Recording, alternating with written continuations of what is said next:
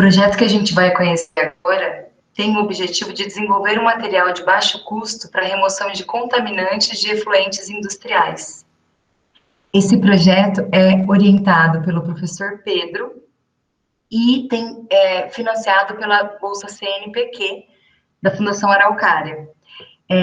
Esse projeto tem dois bolsistas, duas estudantes bolsistas, uma estudante da graduação, da licenciatura em Química, a Rafa, e uma estudante do curso técnico em alimentos, a Maria Clara.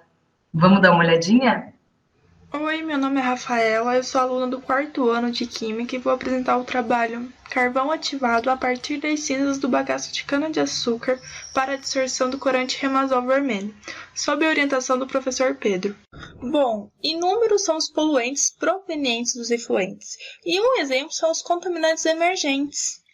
Esses contaminantes são preocupantes porque eles não possuem um monitoramento nem um tratamento adequado, porque infelizmente os tratamentos convencionais não funcionam.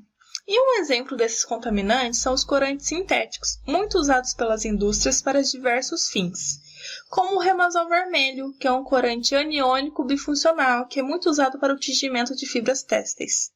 A questão é que o contato desses corantes com a água é preocupante porque eles possuem uma alta persistência, porque eles têm uma baixíssima biodegradabilidade. E para isso, técnicas vêm sendo estudadas para amenizar os impactos causados por tais contaminantes.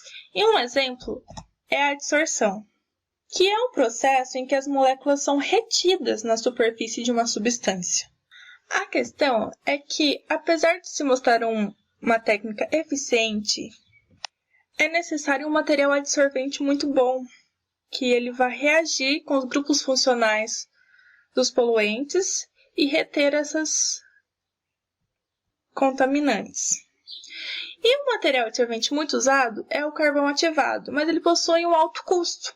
Por isso, estudos são feitos com materiais alternativos, como, por exemplo, o bagaço da cana-de-açúcar, que se mostra muito eficiente para o processo de adsorção, porque ele possui uma larga escala e tem um baixo custo.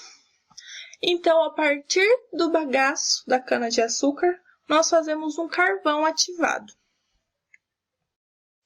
Bom, para começar a fazer o nosso carvão ativado, primeiramente cortamos o bagaço de cana. Esse bagaço ele foi cedido por comerciantes de caldo de cana aqui de Jacarezinho.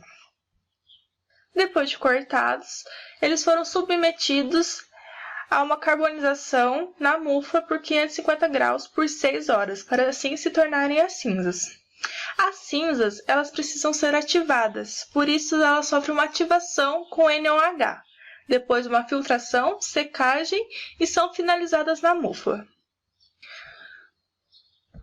Com o carvão ativado pronto, são feitos os testes de adsorção e PCZ.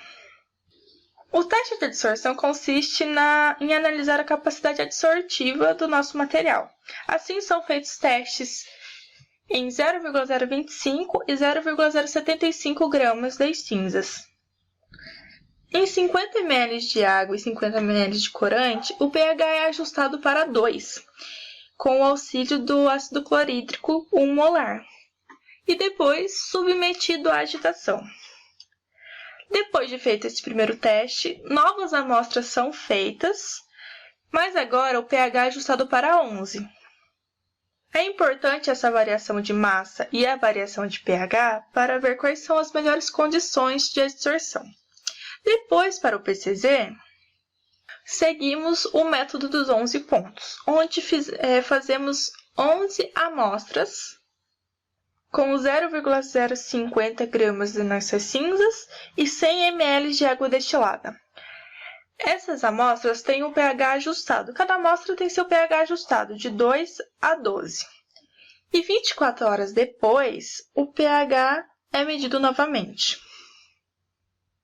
A relação entre o pH inicial e o final vai gerar um ponto constante, que vai ser o pH no nosso PCZ, muito importante para a caracterização do nosso material.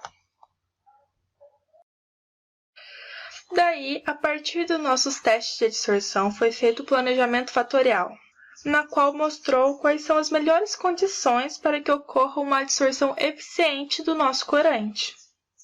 Então, através dessa tabela, podemos concluir que sim, o pH e a massa são variáveis muito significativas no processo de adsorção.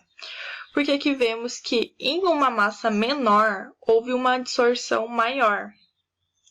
Enquanto em um pH menor, também teve uma adsorção maior ainda.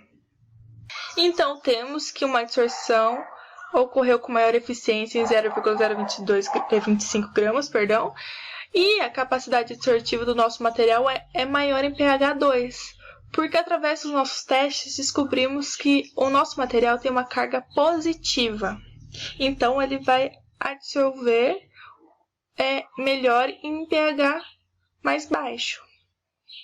Em questão do PCZ, o PCZ ele determina um valor constante do nosso pH, onde que a nossa superfície fica neutra. No caso, o nosso resultado foi um pH em torno de 9, onde teve uma linha mais constante.